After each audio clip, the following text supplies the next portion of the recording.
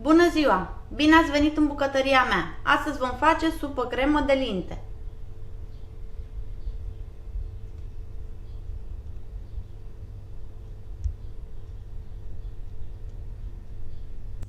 Pentru rețeta de azi ne trebuie 500 de grame de linte roșie spălată bine, 3 cepe medii, 2 cartofi, un morcov, o bucată de rădăcină de păstărnac, o bucată de rădăcină de țelină, un ardei capia roșu, 150 de grame de roșii cu buri în conservă, 3 căței de usturoi, 100 de grame de unt, o linguriță boia de ardei dulce, o linguriță de chimion, o linguriță de curcuma, o legătură de pătrunjel verde, sare și piper.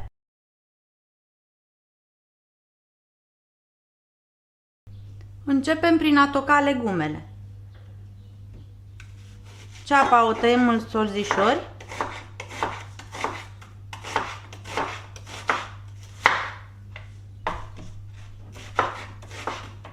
Nu prea subțiri, că oricum va merge la blenduit.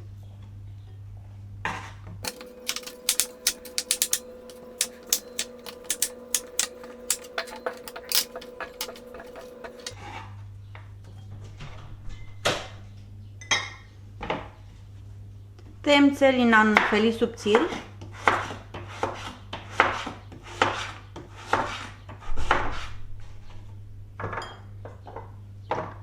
Morcovul în rondele.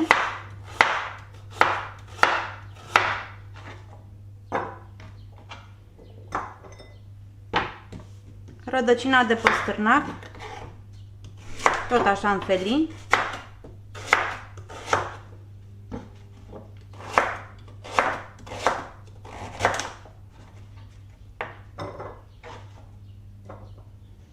Cartoful în cuburi.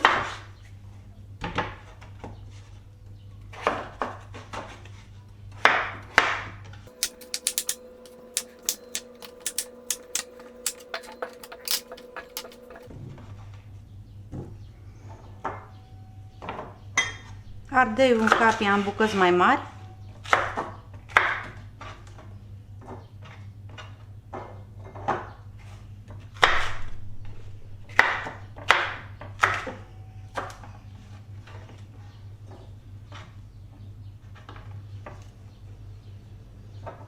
Usturoiul în felii.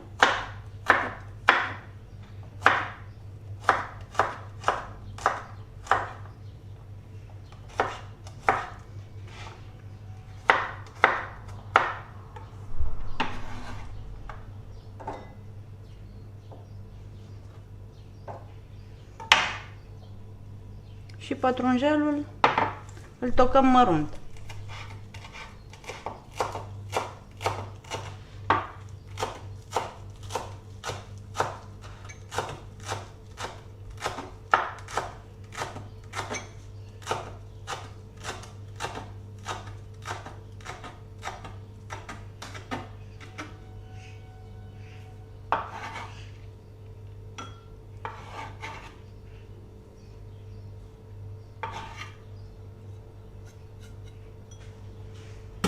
Acum vom continua cu gătirea legumelor la aragaz. Într-o cratiță punem untul și așteptăm să se topească.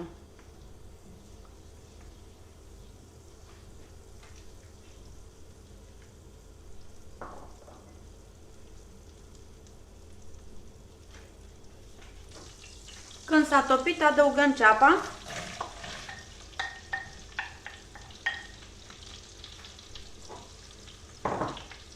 Morcovul și ardeiul. Amestecăm și lăsăm cam 10 minute să se înmoaie puțin legumele.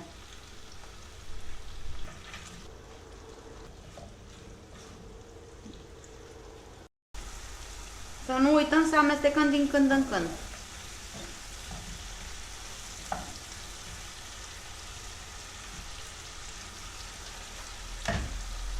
Când legumele s-au înmuiat puțin și și-au eliberat din aromă, adăugăm puțină sare, usturoiul, chimionul, curcuma și puțin piper proaspăt măcinat.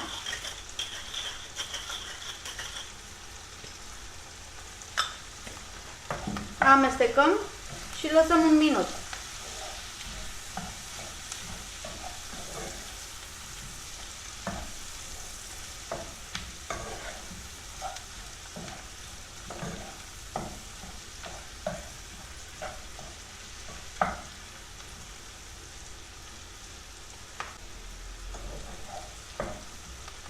Apoi adăugăm roșiile cuburi.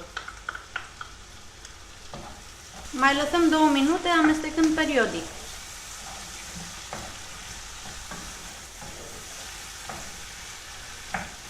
După cele 2 minute, luăm cratița de pe foc și punem o oală în care am pus 2 litri și jumătate cu apă. Apoi adăugăm țelina,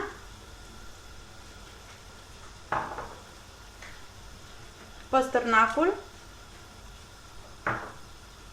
și lăsăm cam 10 minute din momentul în care apa dă în clopot. După cele 10 minute de fierbere, punem legumele călite,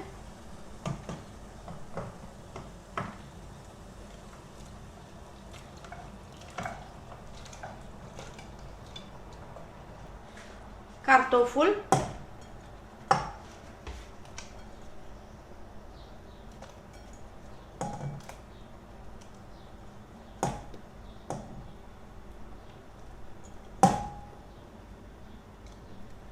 punem cu grijă să nu ne stropim, lintea,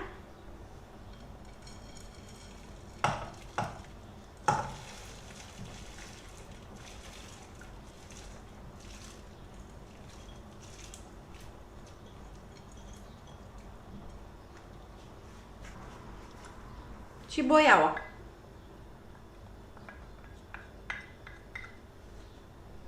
Amestecăm.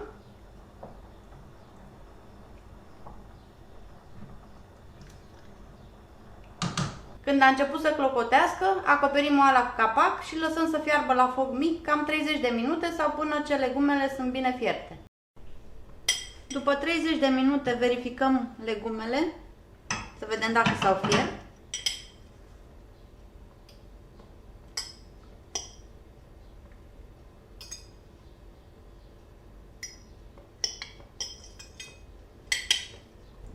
Legumele sunt gata. Stingem focul, luăm oala și mergem să le pasăm cu blenderul. Înainte de pasare adăugăm pătrunjelul.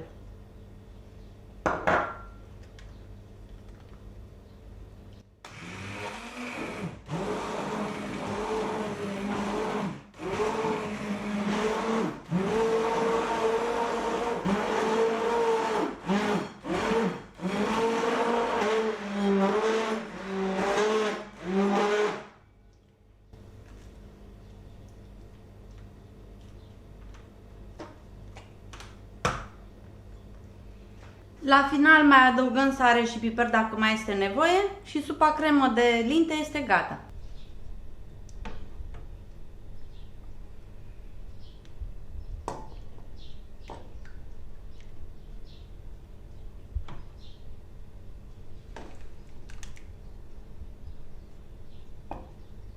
Vă mulțumesc că ați urmărit rețeta de azi. Dacă v-a plăcut, vă invit să vă abonați la canalul meu și să dați like rețetelor care vă plac. Pentru dumneavoastră este gratuit, dar pentru mine înseamnă foarte mult. Vă doresc o zi minunată!